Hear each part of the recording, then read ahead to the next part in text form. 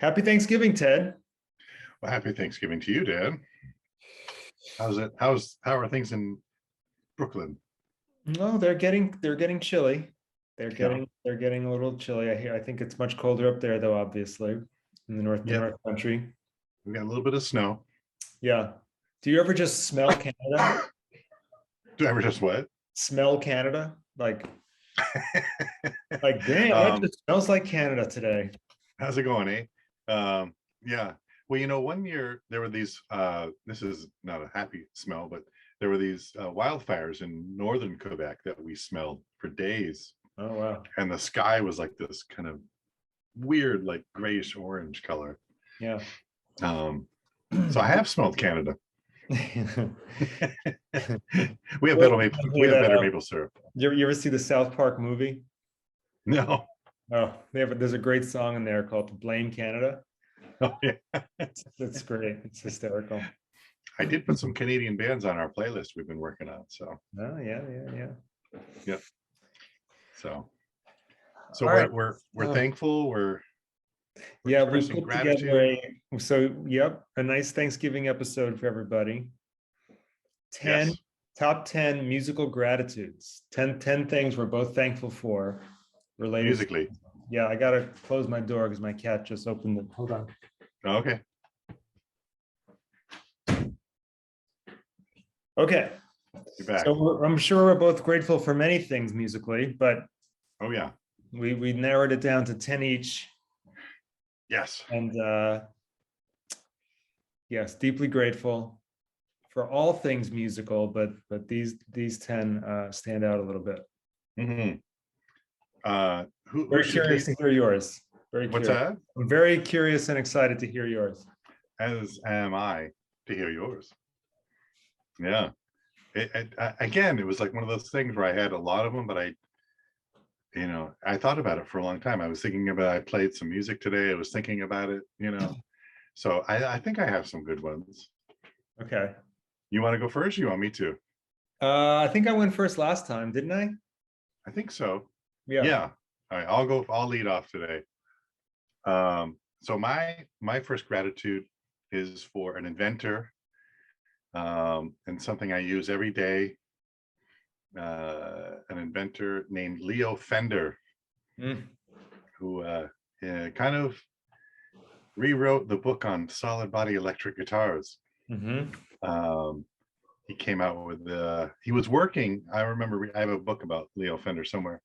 He was working with one of the guys from Rickenbacker, and of course Rickenbacker was making these kind of lap steel guitars for a long time, electric lap steels, and they were kind of doing a lot of innovative work. And so Leo Fender got together with one of those guys, and they thought a solid body electric would be easier to tune. It wouldn't feedback as much as like the arch top and the semi hollow body electrics. When you turn them up, you get some good feedback going. So he came up with the Fender Esquire, right? I think that Esquire, maybe was it the Esquire or the Broadcaster? I can't remember now, but they had to change the name. So it was either Esquire, Broadcaster, and then Telecaster, or the other way around. But Telecaster definitely came last. And while I think because I think Gretsch had a guitar with a similar name.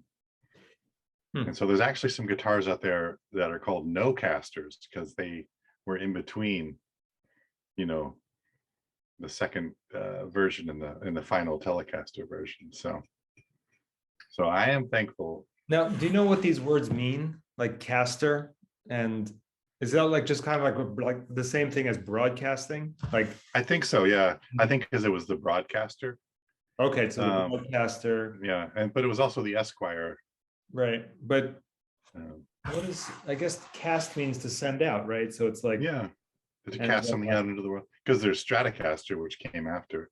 Well, like, what does the prefix mean? What is strato and tele? Like, what are the? Do you know what those? I think with Telecaster, I think I remember reading they were trying to tap into the television, because television was getting into everybody's homes back then in the early 50s.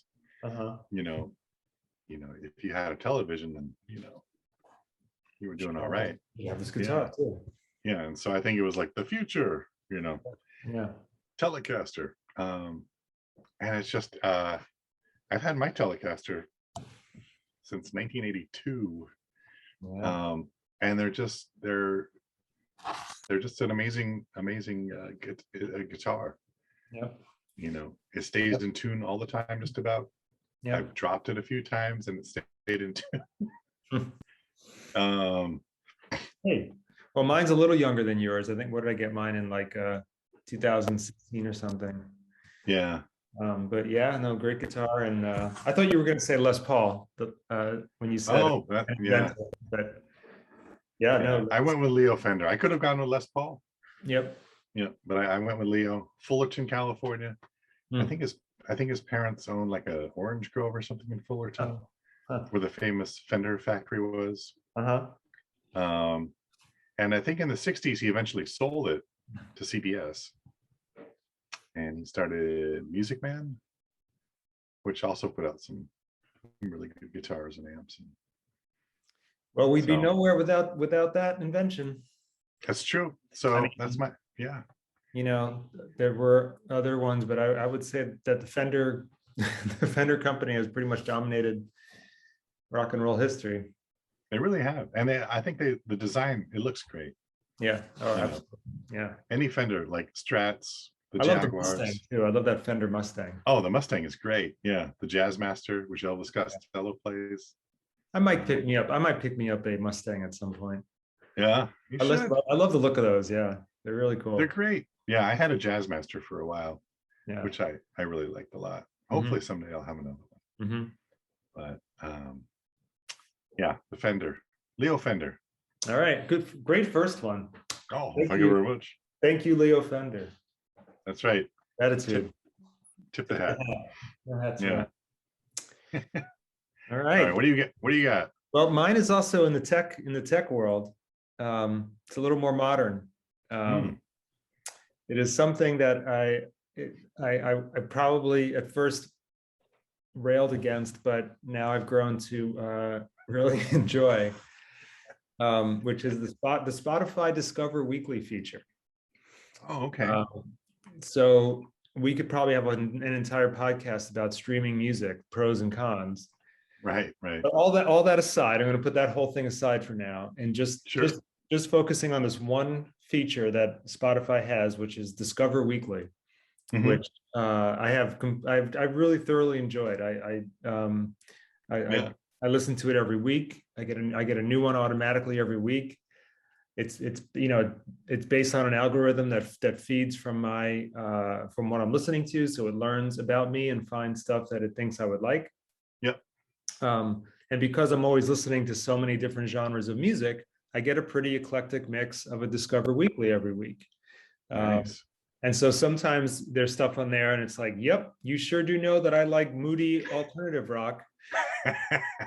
And then sometimes, like something really from a whole different genre will pop up because maybe I listened to Angelique Kidjo, for one week, and it picked up on that. And so now it's bringing on a lot of other things in that world. And it's always a really fun surprise. And I've really discovered some really great new artists that I just didn't know about. Yeah, but this is a situation where Big Brother is doing something helpful. Yeah, I have to give it up to them for that. And it's kind of similar to, like, in the old days when there would have been a radio station with a favorite DJ that would have introduced you to new stuff. Yep. But since that doesn't really exist much anymore, it is what it is. I like it. I like it. I'm going to say it. I'm not ashamed to say it. I like the Spotify Discover Weekly. So there it is. I think I've been on the same trajectory, that's a hard word to say, as you. I initially was kind of not too keen on it, not too keen on the streaming, but it's here to stay.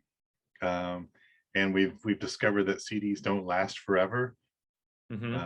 They stop working after a while, as I have witnessed this week when I went to put in Elvis Costello's Goodbye Cruel World CD, and nothing. Wow. Nothing. The CDs were marketed as being indestructible. Remember, they're you could throw them across the room. right? Yeah, but it turns out, there are, and most, I mean, if you have a newer car, there's no CD player in the car.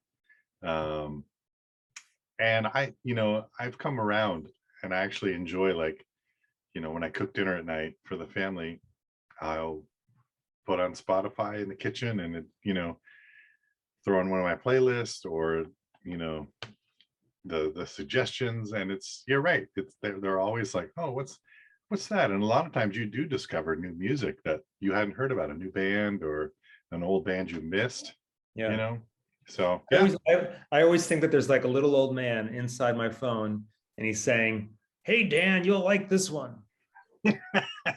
And I roll up my sleeves, and I get ready, and I'm like, okay, what did the old man pick for me this week? And I just love it. It's really great. I look forward to it, actually. I look forward to Monday morning, so that I Yeah, get my new list. yeah, I think for people like us and a lot of people we know, like, that are, look for music, love music that we've already heard, but also want to hear some new music, it's a great feature. Yep. I'm with you. Nice one. That's my number 10. All right. All right. My next one is kind of a broad one. I am grateful for drummers who play for the song. Mm. I've been playing in this newish band, and the drummer, my friend Jeff, he plays for the song, and it's nothing against these flamboyant drummers, but I think the type of music that I enjoy to play and to listen to, if a drummer understands the music and has a lot of uh, understanding about arrangements, it just makes the whole experience so much more enjoyable. And I know, we've talked about that before too. And you think about the drummers like Jim Keltner, famous session drummer, probably on more recordings than we could even count, Mhm. but you wouldn't always know it, or Ringo even, you know I shouldn't even say even, Ringo definitely. Just drummers who play for the song. That's my next gratitude. I'm deeply grateful for that also. Yeah. I can't think of anyone who personifies that more than Ringo. I could probably think of a few more maybe, but Hmm. it's almost like he was playing, like drummers who do that, they're listening to the lyrics too, Right. you Yep. know, and they're trying to, like, A Day in the Life, Hmm. what other drummer would have done that? It's like he was really, like, he knew John so well, and he knew what the song was trying to be about, and he played to that. He didn't try to just provide a beat or whatever. Exactly. Yeah. That's why I love him, and that's why drummers who do that just they take their songwriters' gifts to another level. Yeah. Oh, definitely. Yeah. Yeah, it just adds to the whole experience for me. And you can always tell when it doesn't work, because you get distracted listening to something, Mhm. you know. Um, and so when you have a drummer like Ringo or Jim Keltner or, whoever, other people I've played with over the years, yeah, it's great because you take the ego out of it and you realize this is about the song, you Yeah. know, this is about the melody. This rhythm is, helping the melody move along. So yeah. And now that I'm taking drum lessons, I can see that, the most critical part, of course, is to be that tempo keeper, uh, Hmm. and you can easily not be extremely interesting, because if just keeping the tempo is a heck of a lot of work and Right. really important. Yep. But when you can go beyond that and put a signature touch Hmm. on songs and make them elevate to another level, in terms of, what the Yeah. song's about and so forth, that's just a whole nother level Oh of yeah. art, of art. It really is, it's an art. Yeah. I agree totally. I think Levon Helm is another one. Yeah, I was going Um, to say Levon Helm. Yep. Al Jackson from Booker T and the MGs. Um, yeah. Yeah. Charlie Watts. Yeah, Um, Charlie Watts, definitely. yeah. Um, and then there's a few that I wouldn't really put in that category, although I think that they're really technically great drummers. Hmm. Yep. But yeah. Yeah. Good So one. that's my number two. Okay, all right.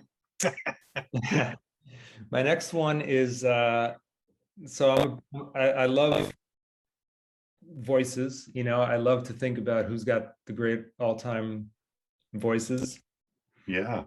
Uh, and then sometimes you love a voice because of its weirdness and its lack of perfection or musicality, I guess. All right. Right.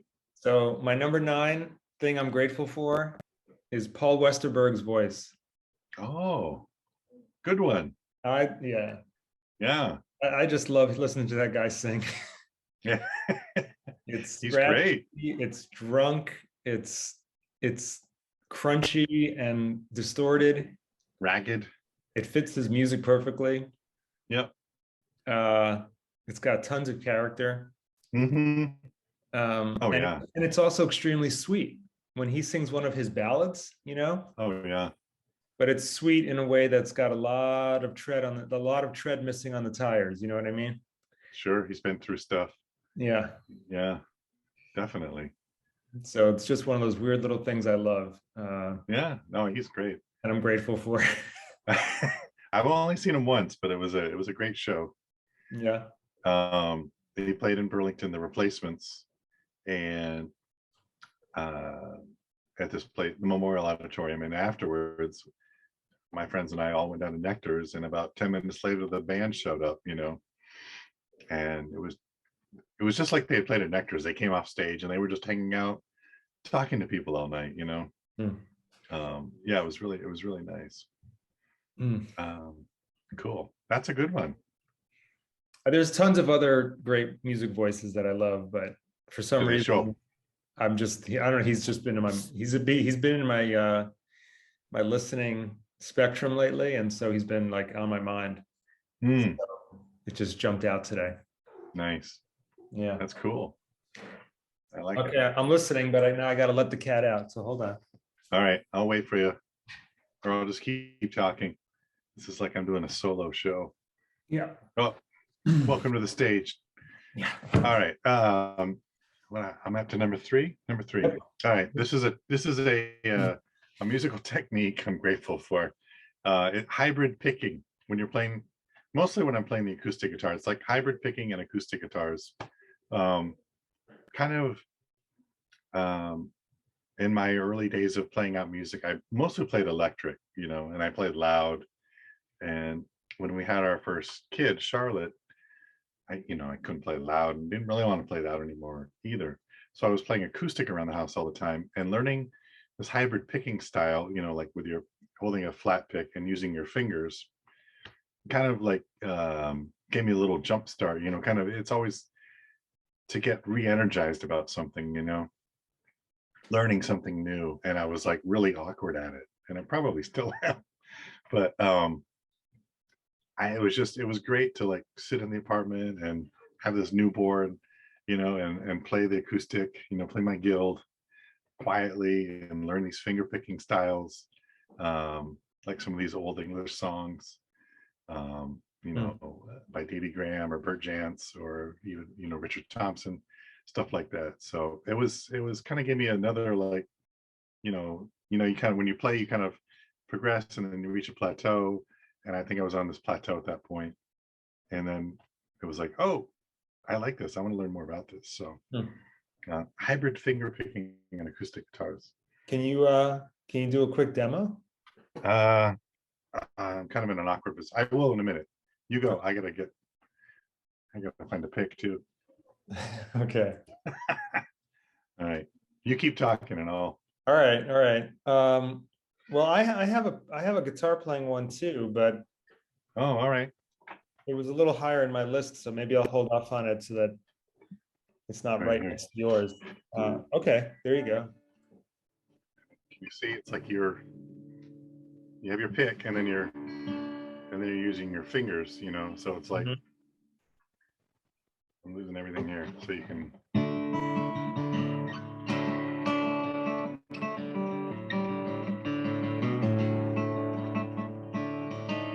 Can't see your right hand very well. Oops. I lost the earpiece too. Oh. I need a bigger studio, Dan. The Lake and Bridge office in Vermont needs a bigger space.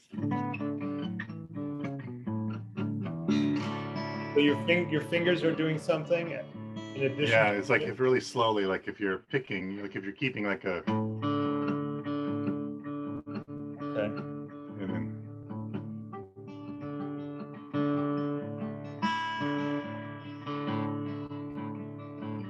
Can you hear that? Yeah, yeah. Yeah, so it's just like, it's kind of a way to keep like this kind of, even if it's just steady,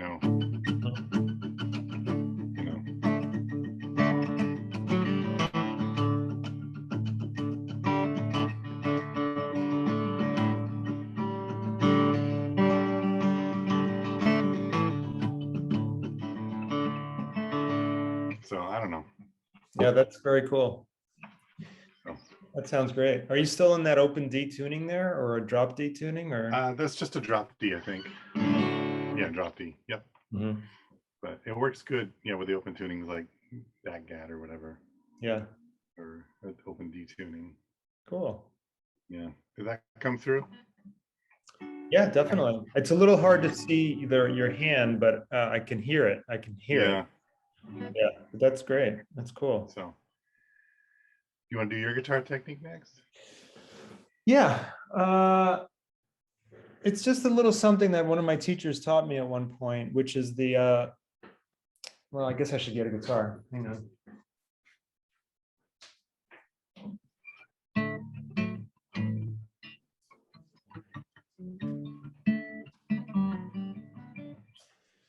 So it's just this way of playing. So he taught me to think of my hand as like a clock, right?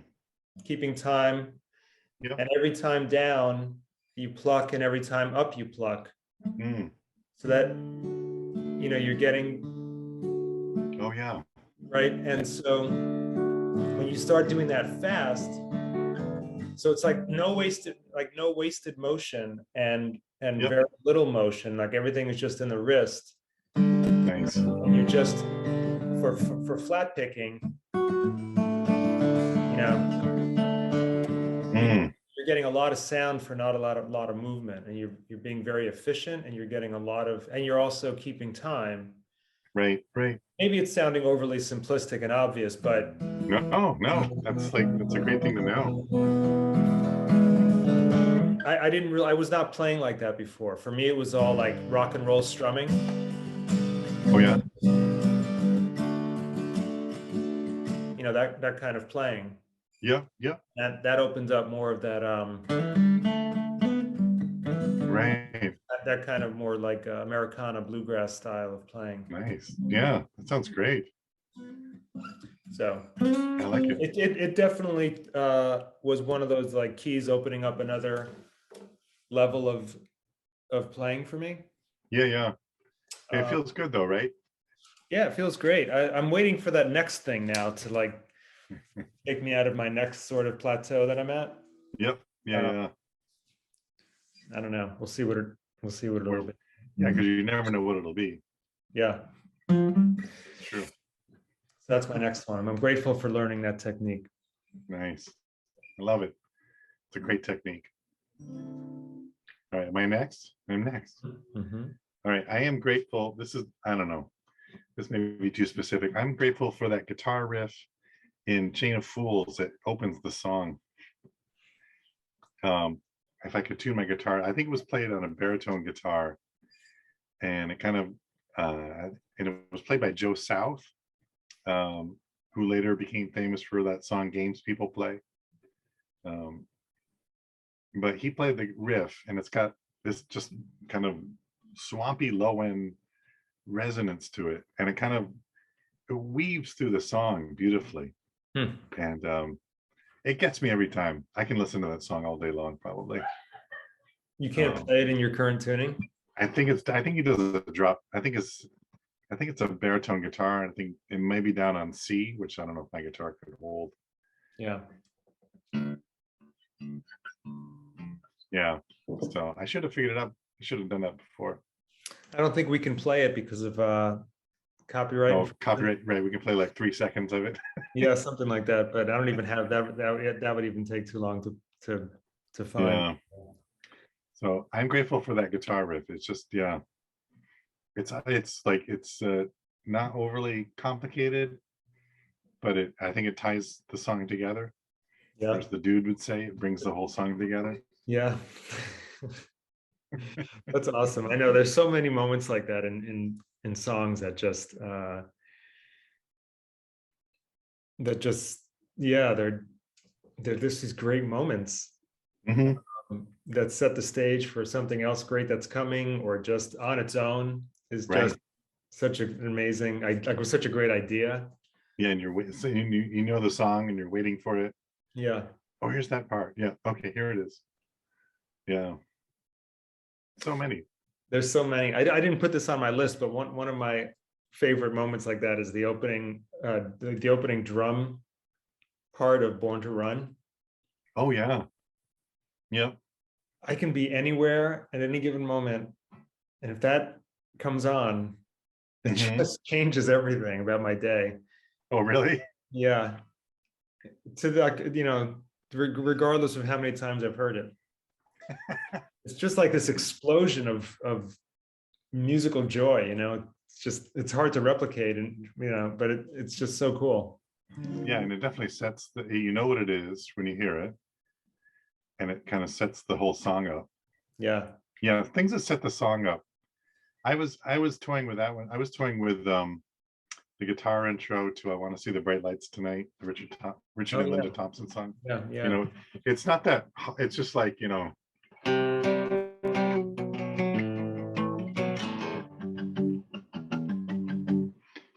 it's simple. It's just like C B A, Hmm. and then down to G. Um, but it kind of sets up this rhythm, and and the melody comes in after. Mm, Yeah, that's so great. I get that riff in my head a lot. Yeah. So Mm. nice one.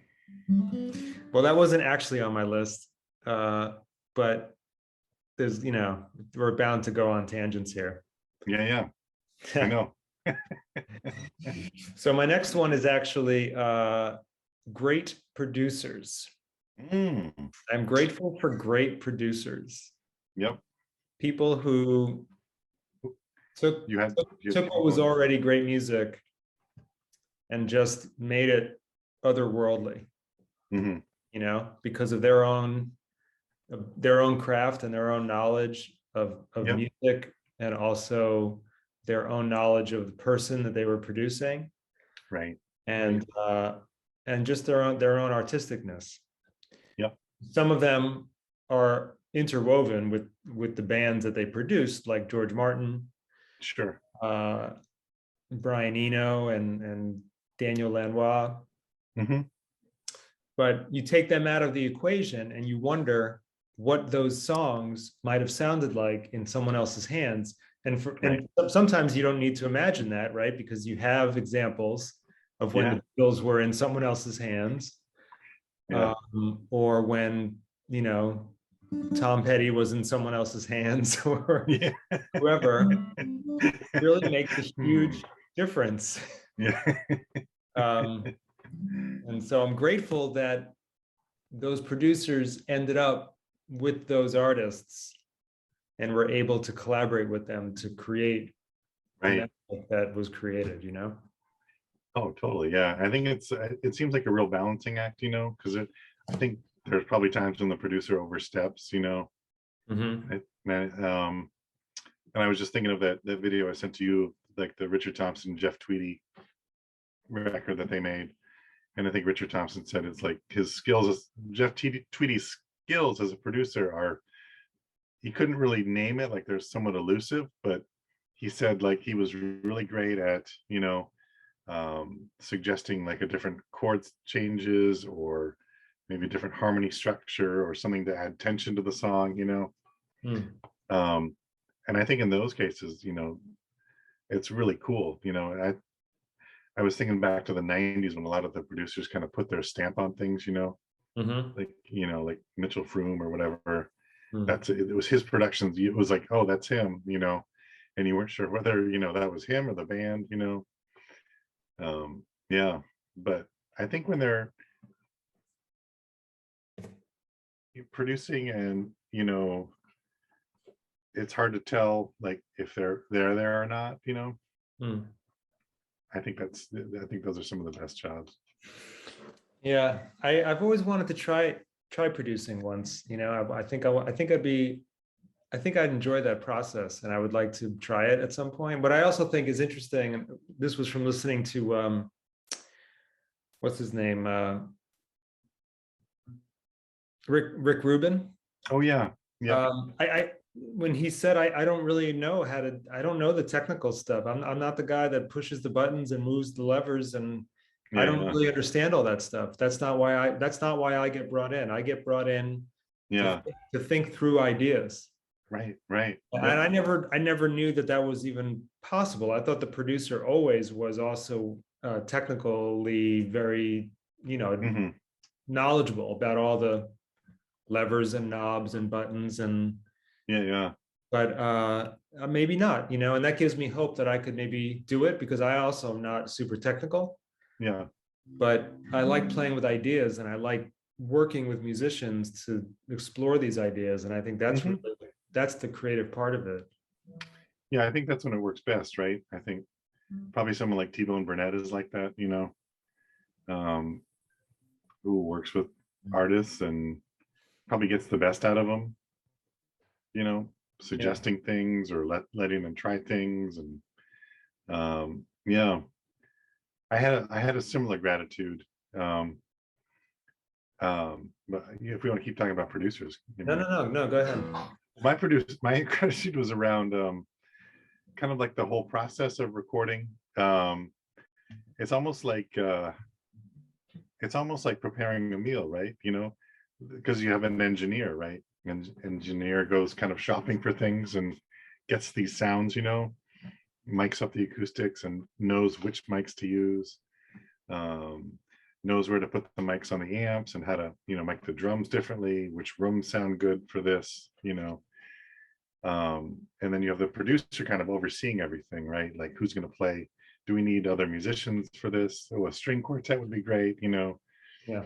and then the mixing engineer is someone who's kind of putting everything together, which, as you know, when in the mixing process is always like, there's so many different options, right?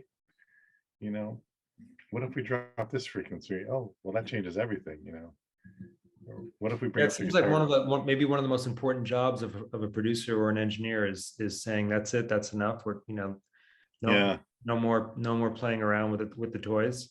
exactly. Yeah. So I Yeah. think, yeah, exactly. So the producer has to be, the person who's like, that worked, that didn't work. Yeah. Yeah. Yeah. So you have to have a lot of self-confidence, and you have to have a lot of that ability to maybe say no to people who don't want to be said no to, and maybe be, have the ability to ruffle a few feathers now and then, and walk away with your, Yeah. not completely frazzled by that experience. Yeah. Oh yeah. Not sure I could Exactly. do that part actually, but Probably depends on who you're working with, right? yeah, for sure. Yeah. You have to find the right personality that matches Yeah. Some your, mature individuals, yeah, no who ego, want to make the best product, right? because sometimes things don't work, and it's just like, like even when we were mixing some James Bond stuff, some stuff I was initially excited about, but then realized it didn't work, Yeah. like we tried one thing and it was like, oh, that's great. And I go back and listen to it. I thought, man, that doesn't work, Yeah, and you would say the same, oh, that doesn't really work. So I think you definitely. have to be okay saying that, or hearing it too, Yeah, you know. yeah. So Hmm. yeah. So mine was similar. It's kind of like the whole, putting a record together, all the whole team that goes with it. But producer is definitely, I think you'd be a great producer. I'd like to give it a try sometime. Yeah. You have the personality and the knowledge for it. Yeah. I think so. Creativity. Yeah, Yeah. I'd like to try it. I think that'd be fun. Yeah, because I know when I worked with you, you always seem to have this, the well of ideas that, oh, try this. Can we try this too? Which I always find exciting, Yeah, me too. It's like, well, what if we did this? What if so yeah, you should do it. Well, if anyone wants their album produced, give me a call. That's right. This guy over here. Shoot me an email, leave a comment. We'll see what we That's can right. Negotiate a good price. do. Yeah. So I think you're next. All right. My number, I think this is number 6 or 5, is Okay. uh, Elizabeth Cotton. Oh, Freight Train. Yeah. I love her, and I'm very grateful for her. Yeah. I think that she's really important in the history of rock and roll music, blues music. Yep. And I think that she wrote, I don't know how many of these songs are her own written compositions. Maybe they are. Yeah. But I think, I think she came out of a time where there was probably a lot of melodies floating around in the air. Right. Maybe she was channeling them more than writing them. I really don't know. I should. People were collecting songs back then. Yeah. People would travel by foot even. Yeah. Go to Whatever the towns. case may be, what she put out there that's recorded is so great and so heartwarming and very just plain and very simple in a lot of ways. Not her playing. Her playing is quite complex, but right. Yeah. Just her style of singing is very sweet and she's just, and to me she's just endlessly listenable, and I'm really grateful for her music and her importance in history. Yeah. So that's a good one. She's my number, whatever that is. Yeah, I don't know. Yeah. Yeah. Freight Train. Shake Sugaree. Yeah, Shake Sugaree. What a great song. Oh, I know. Yeah, she should be more well known than she is, shouldn't she? Yeah. Yeah. Nice one. Oh Lordy me. Oh Lordy me. Oh Lordy me. In that shake sugaree. Everything I got is done and gone. Yep. Oh my gosh, terrible. But no. You get the point. What's that? Get the point. But anyway, yeah. So she's on my list of things I'm grateful for musically. Yeah, I learned Freight Train. I learned part of Freight Train when I was taking guitar lessons. My guitar teacher, for some reason, only showed me that main part.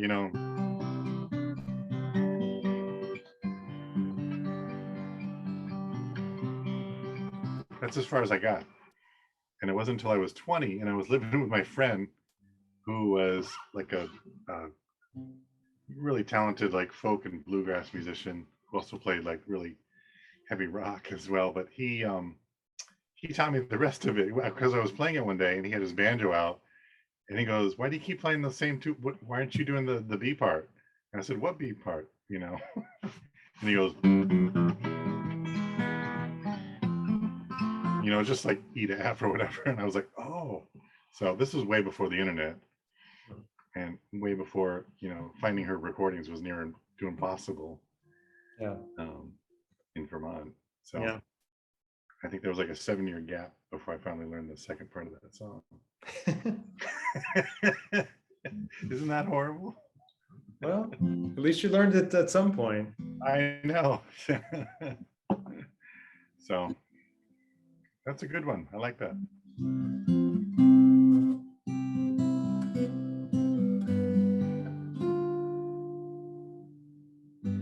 Okay, what's yours?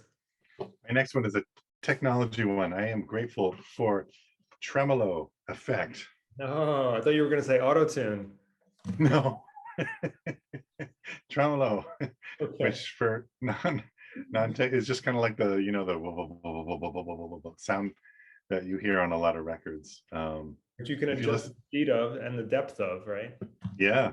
If I was prepared, I'd have my old Fender amp has tremolo on it.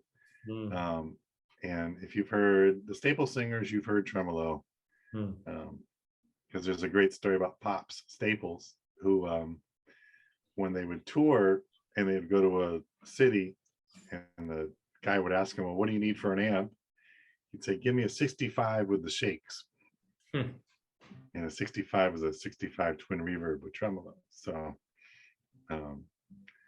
it's such a cool effect. Buddy Miller uses it. Buddy Miller says he never turns it off, actually. He just maybe turns it down a little bit. So yeah, I love tremolo too. I really do. It's very sweet, and it's very I don't know what, how to describe it. It's just, it adds a real cool quality to guitar playing. yeah, even if it's just on just a tiny bit, there's like this kind of a little bit of wave to it, yeah, it's really cool. So I love tremolo. I think if I had to say you have to take one effect with you, and it would be tremolo, no Nice. question. My little $200 Vox amp has tremolo too. Nice. Yeah. Yeah, such a cool effect. Yeah, it's great. It's never gone. I mean, it isn't dated like chorus pedals, Right. or flanger, or gated reverb. Yeah, it's just, yeah, I love tremolo. Yeah. Well, I can't disagree with that. You're not wrong, sir. All your other choices. No. I'm grateful. I am also grateful for tremolo. Nice. Good one. So, yeah. All right. So the next one I'm grateful for is great harmonies. Great harmonies. So let me list a few that really are standouts for me. Okay. Yeah. It starts, well, one of the first would have to be the Louvin brothers, which gives way to the Everly brothers. Yep. The Lennon and McCartney, well, Harrison too. Those right. Beatles, boy. those harmonies. Yep. Simon and Garfunkel, obviously. Yep. Just any two people that just nailed it. Of more recent vintage, I guess, I really could throw Robert Plant and Allison Krauss into that list. Oh yeah. Just Beautiful. two voices that are just go to so well together. Right. And they just took the time to work out such beautiful arrangements, Yeah. I mean, the Everly brothers might be the highest level of that of all time, I think. It's hard to beat, right? Yeah. They were kind of like, set the standard. But there certainly are some others, Yeah. Oh yeah. Gillian Welch and Dave Rawlings. Oh, David Rawlings. Yeah. Beautiful. How about the band? What do you think? 3-part harmonies, which follows the Staple Singers, I guess. Yep. Yeah, Staple Singers. Yeah. I was going to say another one there before the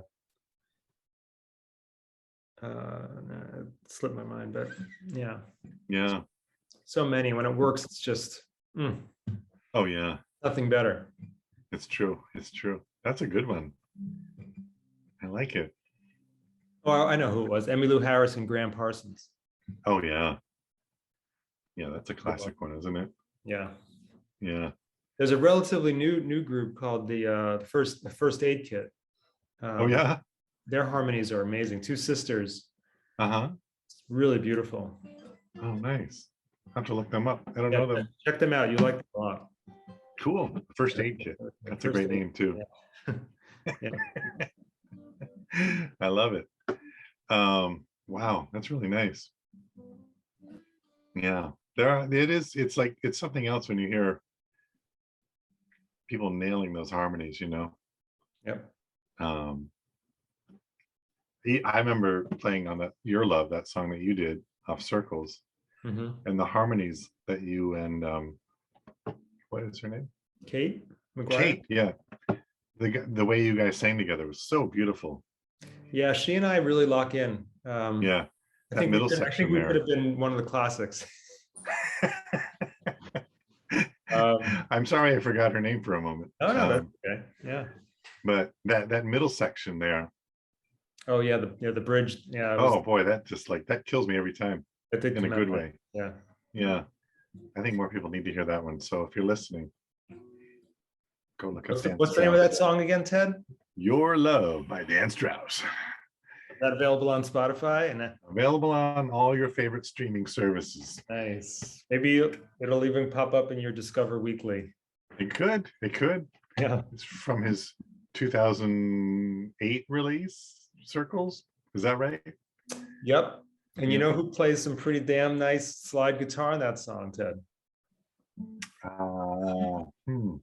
David Dunley? No, that No. would be this guy right here. Plays some That's all. beautiful slide guitar. Came down to Well, Brooklyn. thank you very much. I played this guitar on it too. Yeah, yeah. Yeah. That was a fun session. Yeah, that was great. Yeah. So yes, great harmonies. Yeah. Oh man, that's good. What do you think about unison singing? Like some of the old English style, like, do you know the Wattersons, the singers? Norma Watterson, they were like kind of in the 50s, that whole folk revival that was happening in Yeah. the UK. The Wattersons did some kind of unison singing. Yeah, I'm not as into that, Yeah. honestly. I mean, if it works, it's cool, but I Yeah, think harmony singing is much cooler. Yeah, no, yeah, I agree. It seems like, yeah. Unless it's different in Tilbrook, that unison singing is very cool. That is definitely. Yeah. Very cool. Nice. I have no idea which number I'm on right now. That's okay. But my next one kind of goes along with the hybrid picking, and it's alternative tuning for the guitar. Oh yeah, you're a big fan. Another thing that kind of like, I think when I first started playing up until I was 30, I just used standard tuning, E, A, D, G, B, E. And then when Charlotte was born, and I started getting into the more fingerstyle picking and hybrid picking, and I discovered alternative tunings like Nick Drake, and a lot of the old kind of English folk musicians. I think I mentioned earlier, like Bert Chance and Davy Graham and John Redbourne, and the Incredible String Band, bands that I'd always kind of knew about and kind of rediscovered as when the kids were little. And these alternative tunings kind of like get you out of that muscle memory, of like, oh, when I play, this is what I do, but you can't make those same shapes, or it'll sound crazy. And you can also kind of accompany yourself with open tunings because you have the drone, a lot of times. And it's cool. It sounds like, oh, that's a cool inversion of that chord, It sounds different than what I'm normally used to hearing. So alternate tunings. That's very cool. So Yeah. I have an issue here with alternate tunings that I think involves the need of a therapist, because The doctor is in. I'm listening. okay, this is great. So my thing with alternate tunings, believe it or not, is I feel guilty. Why? Or a little bit like I'm okay, here's why. I feel like I have not yet mastered standard tuning. Right? Like I have a lot to learn still about standard tuning. Yeah. Yep. So I feel like when I go dip into alternative tuning, I'm cheating the universe because I'm not done yet becoming as good as I could be in standard tuning.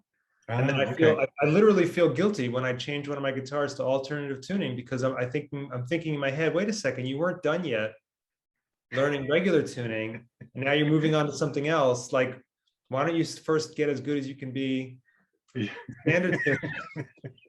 Because there's only so much time in the day, right? So I always feel like, okay, if I go do alternative tuning, I've just lost X amount of time that I could be getting better. Yeah. This is deep, man. This is deep. It is trauma stuff. but I need to get over it because I really do want to get better using alternative tunings. Yeah. Do For all you the reasons think? you mentioned, it opens up your songwriting, it opens up your Yeah. ability to accompany yourself. Right. Um, And I think it sounds cool when one person is in standard tuning and another person is in alternate tuning, you know, even if it's just hitting a chord, you know, a D and open D chord is going to really ring out, you know, and get some different inversions that you wouldn't get in standard tuning. And vice versa, standard tuning, you're going to get a different inversion. Do you think maybe poking around with alternate tunings would help you maybe understand standard tuning more? Not that you don't understand standard tuning. I mean, you obviously do. Maybe it might help me understand the relationships between the notes and the strings. Yeah. You know, yeah, it might actually. That's true. That might happen. Because I think when I first started doing it, I think I thought too hard about it. Mm-hmm. Especially like if I had to solo in this alternate tuning, it was like, oh no, you know, the G string is now an F sharp. What? Yeah. You know? Yeah. And the E string is a D and the B string is an A. Oh crap, you know. Mm. But if I just kind of like, you know, almost intuitively like make my way around the neck, it feels a little different. Yeah. So, but I mean, I still have things to learn with standard tuning. I mean, I'm no expert by any means, you know. Yeah. Well, none of us. I mean, everyone always has Yeah. stuff to learn, but Yeah. yeah, I need to just carve out some time to dedicate to it. Yeah. I think Sometimes just having have one. that jack of all trades, master of none syndrome thing. Mm, So I want to, you know what I mean? Like I don't want to. I get in my head a little bit about dipping too much into lots of things yeah, yeah. instead of just getting everything I can out of one thing. But that's, you know, again, this is where the therapist part comes in. Where's Fraser Crane when you need him? Yeah. And don't get me started on picks. You know what I mean? Like, What about picks? oh, just good gosh, like how much you can get out of different picks. They totally change your tone and everything, right? And so Oh yeah, yeah. A light start pick will, messing yeah, around with different pick thicknesses and brands. yeah. Suddenly you're forgetting to even just play because you're so like, you know, overwhelmed with all these choices of picks. Right. Yeah. I think I've used the same. I use these yellow Jim Dunlop picks. I guess they're Yeah, like a medium. I found these about 20, 30 years ago and I've stuck with them. these are my favorites too. Yeah, they feel like the thickness feel. I've tried light ones It's so and it's funny. like I'm playing with like a bird feather or something, you know. It's so And I've funny tried the that heavy. you like the same pick, not I even know. the same brand, but the exact same one. I know. Isn't that crazy? Now We're Jim brothers. Dunlop does make some other really good ones. Brothers. I can't reach in. Okay. Uh, so this is the 0.73 millimeter, but the 0.88 is also really great. Yeah. Now we're down deep nerd rabbit hole here. Sorry, everybody. People are taking their bathroom breaks now. Yeah, people are like, "What the hell have I gotten myself into?" But I know what you Your mean. favorite. Yeah, I know what you mean about the little bird feather ones. They feel like you don't have anything really Yeah, strong. and it changes the tone, so you got like this plinky thing Yeah, going on. it's very. Especially when you're strumming, it's just like, you know, I can't even do it. But when you do want that light as a feather sound, that's exactly the pick you want, you know? Yeah. Oh yeah. When you want that airiness and so forth. Definitely. Yeah. You know, you can't really finger pick with these guys. No. No, you can, but it's very jangly. Right. And then there's people like Billy Gibbons from ZZ Top, and I think Charlotte told me Brian May from Queen uses a quarter or some kind of coin. Oh wow, really? I've tried that, and it was like it was like too metallic-y. It was like making my teeth hurt. It's like, I mean, it obviously works for them because they're both, you know, extremely talented musicians, but yeah, you know, that was way far, you know, way at the other end of the extreme for the extra light pick. You know, yeah. So. All right, cool, man. That's great. So alternative tuning. Alternative tunings. All right. What do you got next? Okay, my next I one think is everyone's my back next from the one is bathroom. what? I think everyone's back from the bathroom break. So Oh, okay. yeah. I'm sorry. Go ahead. My next one is another tech one. It's a Yeah. it's a pedal. Um, it's the MXR carbon copy pedal. Do you know that Oh pedal? yeah. I do know that one. Yeah. So I'm not going to pick it up and show it because again, I don't know if that gets into any kind of legal Right. product. You haven't been But hired by them. we Yeah. just showed the pics, so I don't know. We've already kind of blown that, but no, a friend of mine introduced me to that pedal, and it really is a beautiful delay pedal. It's a really Yeah. beautiful, warm um, delay pedal that I've really grown to enjoy for live performance. Uh, Hmm. I vary it from that very slight bit of delay to Yeah. just a touch more, depending on what I want to get out of it. And Yeah. I've started to become more of a fan of delay than reverb Mm-hmm. lately. Like, because delay can give you some of what reverb does, Sure. but Yeah. it doesn't make you go on and on forever. It kind of like, it Right. cuts it off. And delay Uh, can get kind of muddy too. yeah. I mean, reverb can get Yeah, reverb a little bit. can get muddy. And Yeah. so you can set it to give you a little bit of that slap back effect. So you Love that get, effect. yeah, you get a little bit of that rockabilly thing going. Yeah. Yeah. You can mess around with the settings to get it a little bit more abstract and like, quirky. Hmm. Uh, Yep. so I've really grown to love that pedal. And in some ways, I'm not a big pedal guy, as you know, but I've just with a couple, I Yeah. really find that I'm able to get really, really nice tone quality that I've really started to enjoy playing with, both acoustically or electrically. That carbon Yeah. copy is just as good for acoustic playing. That's important. Gives you that nice. Yeah. Because sometimes a pedal will act totally different with an electric versus an acoustic. Yeah. Yeah. That's nice. Yeah. Uh, I think as guitar players, probably, we go through effect pedals, like, oh, this one doesn't work. I don't like the sound of this one anymore. I'll trade this one in for another. I'll try this one, because really they're not that expensive, a lot of them. Yeah. Get them You used. can get them used, you can, trade in. And I've done that. I've traded in like 4 at a time once, to get something else. I was just like, I'm never going to use this again. When am I ever going to use a chorus pedal, Yeah. or a flange, if I really wanted it, you know. Yeah. But yeah, so I think we kind of go through effects pedals, Yeah. um, and they're fun too, Yeah. they're fun to kind of experiment with. Yeah. Yeah, Totally. They're great. I love All it. right. So that's my next one. All right, my next one is also a tech one, and this one goes back to 1988, and it's I am grateful for home recording technology. I started off with a Tascam Porta Studio 4-track cassette. I had a Roland 505 drum machine and a friend of mine's crazy keyboard that I used for bass parts because they didn't have a bass guitar at the time. And it's amazing what people did with 4-tracks. You bounce stuff down, you recorded more tracks, you bounced again, and then everything progressed. And so now you can create records in your house, with the technology we have, with Pro Tools or Logic or even GarageBand. People have put out amazing things, and I think it's kind of leveled the playing field a little bit.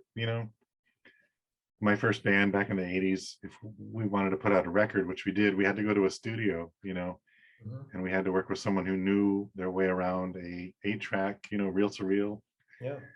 and how to mic things up and how to get a good sound, and Yeah. and so I'm very grateful, and it also allows us to exchange files back and forth too, long distance. Just how we made James Bond. How we made James Bond, yeah. I just think it's really cool.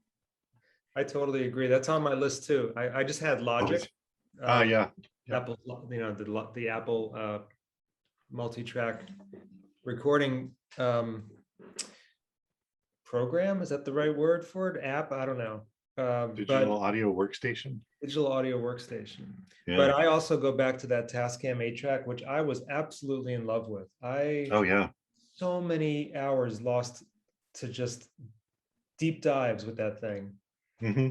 And really before that, just a regular tape recorder, right? That you just Right. push play and record. Yeah. No multi-track anything, but you were able to capture yourself on tape. Yeah. Oh, definitely. Yeah. But that's a little different than what we're talking about. But No, I did the same thing. I would sit in my bedroom, and play acoustic guitar and try to write songs.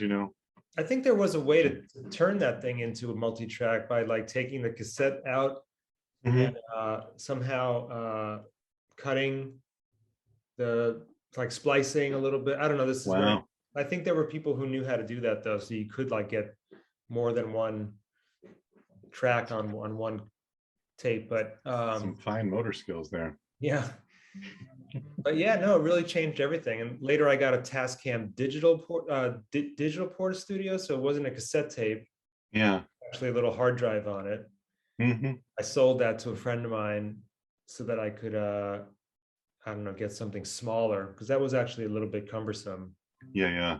But then, yeah, along came these computer-based ones, and now there's also great ones for the phones. Right. There's phone ones. There's web-based ones. You can. Yeah, it's Yeah. great. They're great. Yeah. So that's yeah. Good one. I love them. Very grateful for those. Yeah. Me too.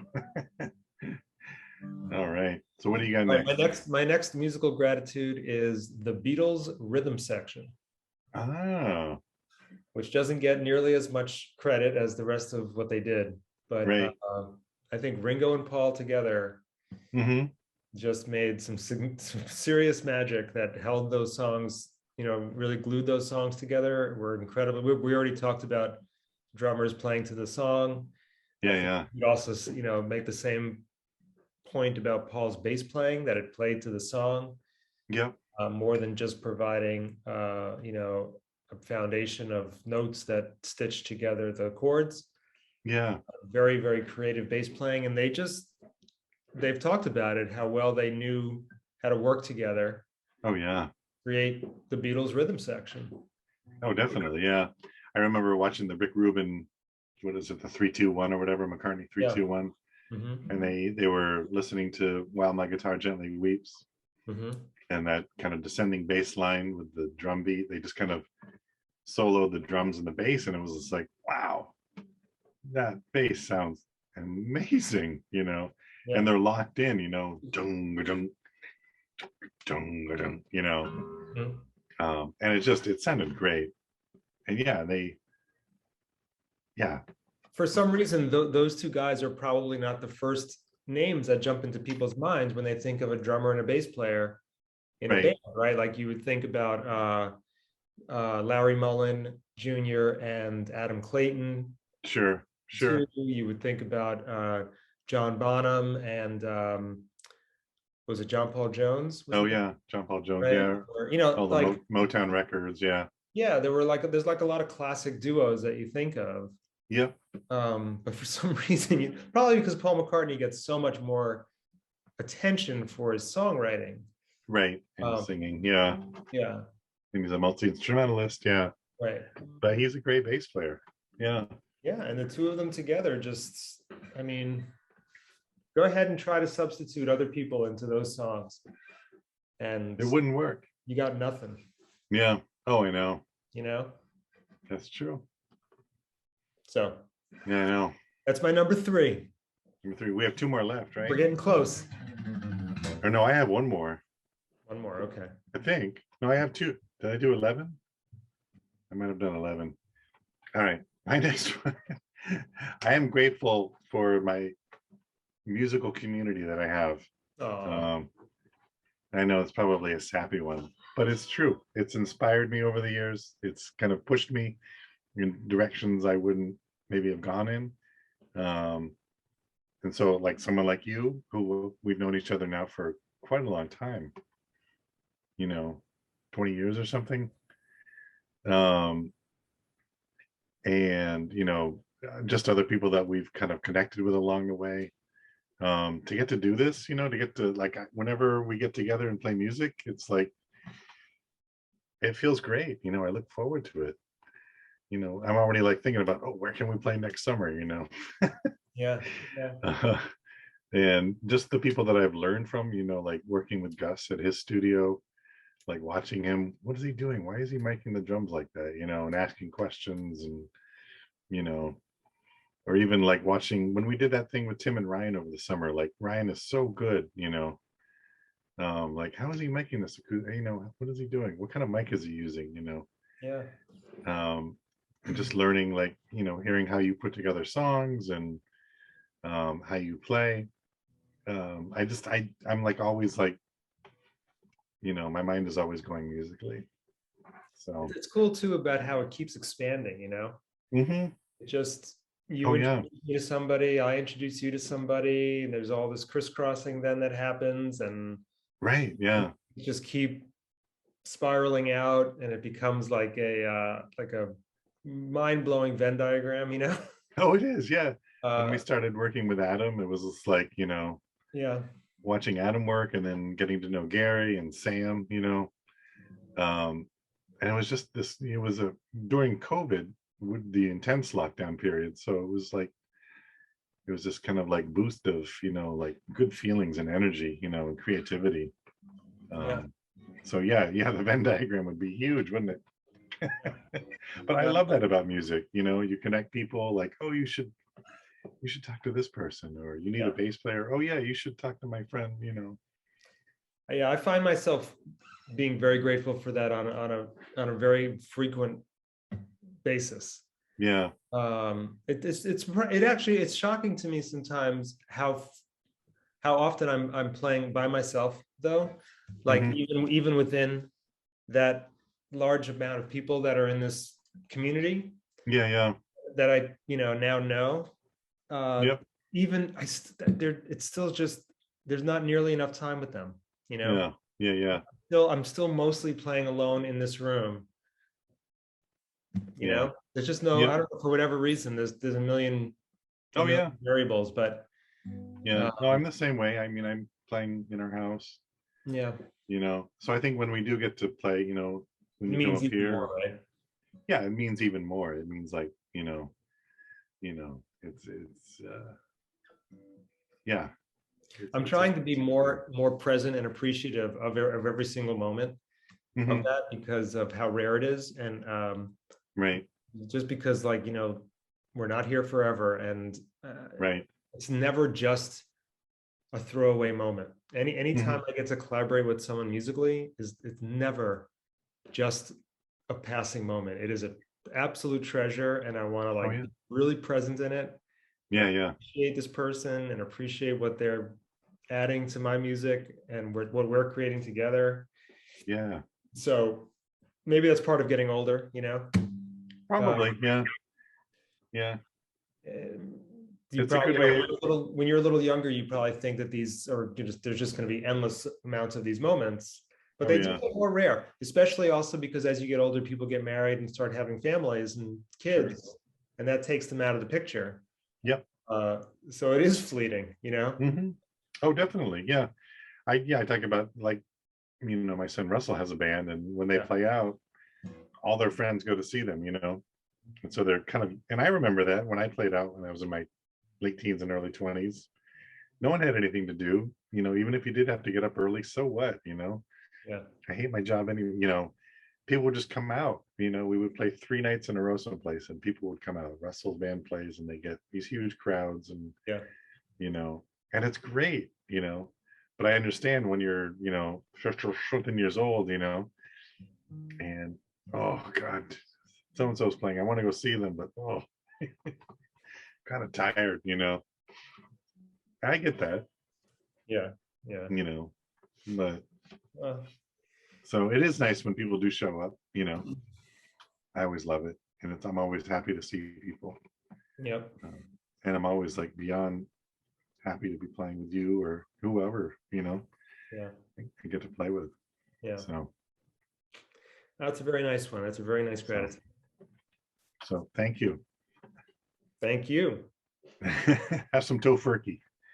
Yeah, I'm gonna have some tomorrow. All right, what do you got? All I right, my have one next more. one is my number two is, ready for this? Yeah. Canadian songwriters.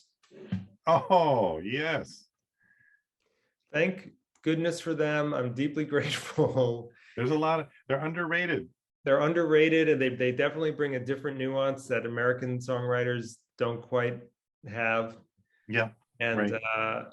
and they've really shaped the sounds that, you know, have become very influential over the years. So Joni Mitchell, Neil Young, Leonard Cohen, Mm.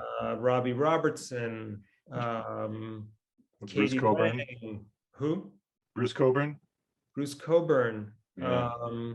Sarah McLachlan. Oh yeah. Uh, who am I I forgetting? Huh? I put some that you and I are working on that playlist and Jangle and Twang, and I put some bands. I think living so close to Canada, we have a lot of bands that come here from Canada. So like Blue Rodeo. Mhm. Um, I think those guys are just phenomenal. I mean, they're so good. And talk about harmony singing, you know. Mm. Jim Cuddy and Greg Keeler, the two main guys, they've been playing together since high school or something, you know, and they're like 60 years old now, you know. Yeah. Or Kathleen Edwards, another person. Um, that band Crash Vegas, Mhm. who has the singers Michelle McAdory, who's also really talented. Yeah, let's put it this way. Anytime I find out that a certain artist is Canadian, Mhm. I'm never shocked. Gordon Lightfoot. But do you know what I mean? Oh yeah, Because there's just something different about their songwriting style. right. And Yep. it's like I go like this, like, oh, I should have known they were Canadian. You know? Yeah. Oh, I know. I agree. And Yeah. I don't want to. I'm probably forgetting a big one or two that, and I'll feel terrible later. So if you think of any that I didn't mention, just Yeah. I just thought of Gordon Lightfoot, but yeah. he's huge up in Canada. He's Hmm. like a national hero. Um, and yeah, there's so many great Canadian bands. Yeah, and Canadian songwriters. Yep, definitely. Yeah, yeah, they do bring a different perspective to it. Yeah. Yeah, good one. I'm sure I have some relatives in Canada, so if you're listening, Phyllis in Ottawa, let us know who we missed. So, Yeah, definitely. um, cool. Well, my number one is kind of similar, and it's I'm grateful for um English acoustic guitar players. Oh. I mean, like Richard Thompson is, you know, right up there. But there's also these, and it kind of coincides with that time when I was like in my 30s and kind of rediscovering the guitar. Um, and I bought this book not long afterwards called, I think it's called Electric Eden. And it's all about like English, the history of English folk music, like going back to Cecil Sharp, you know, these kind of people that would go around finding songs um, and I just kind of discovered these, rediscovered some of them, but discovered some new players, you know, like Robin Williamson from the Incredible String Band, and John Renborn and Nick Drake. Um, and it just, I don't know, it just kind of re-energized me Hmm. as far as the guitar playing goes. That's cool. Yeah, and it's like kind of got me thinking a little bit differently about rhythms and melody and accompanying people, you know, on the guitar, how that can look, you know. Yeah, Paul Simon was very influenced by that when he went to London in the 60s. Right. Yeah. He really he absorbed all that style of playing Yeah. and definitely changed him as a guitar player. Yeah. Oh, definitely. Yeah. Like, oh, Martin McCarthy, Hmm. and Ewan McCall. So, Yeah. yeah. It'd be interesting to study that, like from a musicology point of view, like why, you know, why American playing comes out a certain way and English playing comes out a certain way. I'm sure it's comes Yeah. from the styles of the music that are part of those countries' histories, you know. Right. Exactly. Yeah. Obviously, but yeah, that's an interesting thing to explore. Yeah, I'm still like, enamored with it. Mhm, I mhm. think I've read that book like 2 or 3 times. Hmm. Um, and yeah, I think when things cross into America, like musical styles, they kind of like it's not a straight path at all. When you look at American guitar players or American, like country music or whatever, has all these things that kind of, there's like the Scottish and the Irish and the English influence, and there's also the African influence. Right. So I think maybe when things cross over the Atlantic, things kind of shift. Yeah. But yeah, They so shift from here yes. to down here. It's a good shift. Yeah. I like both shifts. I like both too. Yeah. Yeah. So that's my list. You have Cool. one more, I have one more. and it is This one is very much of the moment right now, yes. but I don't think there's anyone on earth I'm more grateful to right now than Peter Jackson. So my biggest and most heartfelt gratitude goes out to Peter Jackson, who is giving us maybe the greatest gift Right. I could imagine right Oh now. yeah. It's huge. Unexpected. It's We I never keep thought we'd saying see it's this. like Star Wars and Marvel rolled into one, like all the excitement that comes out of the newest movie in Oh yeah. those two franchises, like that, times 1,000. Yeah, yeah. And this guy just took it on as like a labor of love. I mean, I'm sure he was paid handsomely, of course, but Oh sure. uh, you know, just giving us this on this Thanksgiving when the world needs this. Hmm. Um, Oh yeah. just an Sto- amazing thing, and I'm very grateful. I can't wait. And that of course yeah, is probably going to be our next podcast. But definitely. Yeah. I like you. I think we've see how I talked. planned that? Did you see how I? Nice. That man. That's why you have the bigger office at Lake and Bridge offices. Yeah. Well, Corner office. Um, yeah, no, I'm the same way. I'm like, I think last week I was bugging the kids. It's like 5 more days until get back from it. Like, yeah. You know, um, hey, because like you, when I get into music, I was a Beatle fanatic. Every Christmas, I would get Beatle books and Beatle records. Growing up, and some books were great, and others were crap. That were just kind of put together. yeah, And it was kind of like a good lesson on critical thinking, like, oh, this book is horrible, that's not right, this is yeah. but this is something unexpected. We kind of thought Let It Be was the last word on that whole time period. Little did we know there was 50 hours of footage. I didn't know, but now it's like, and I've been like you, I've been avoiding reviews and like videos of the premiere or anything. I'm like, no, I just want to go in and I want to watch it you know I think this is probably going to be one of those things I rewatch dozens and dozens of times hmm throughout the remainder of my life. oh yeah. Oh yeah. Um, Because it's like you're almost in the room with them, right? They're just hanging yeah, out. they're just hanging out. Yeah. My friend today said, "Is Gandalf going to be in this?" Because Peter Jackson. Yeah, yeah. what did you say? I said, "Should he be?"